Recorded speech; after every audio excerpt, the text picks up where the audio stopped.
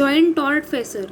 So joint means when a tort is committed by several person, all the person involved in it become a joint tortfeasor. Means all the person are liable for that act. So what are the circumstances under which a joint liability arises?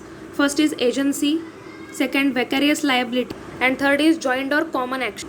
Circumstances under which joint liability arises. First is agency. Agency means the concept of agency provides that whenever one person employs or authorizes or procures the another person to commit a tort, the law takes into account the wrong of both of that person. Means the person who authorizes is also liable and the person who commits it is also liable. It is known as agency, means joint tortfeasor.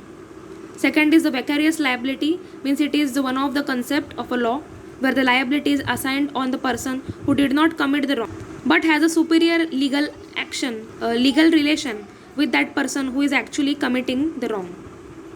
In the case of vicarious liability, both the person who commits a tort and the person vicariously liable for the wrong are deemed to be the joint tortfeasor. Means in this vicarious liability, the servant is also liable and the master is also liable. And third is the joint or a common action.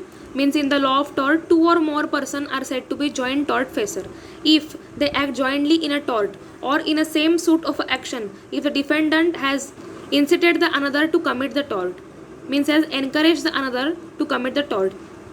So here the person who is encouraging is also liable and a person who has been encouraged, means who has committed that act, is also said to be liable for that act.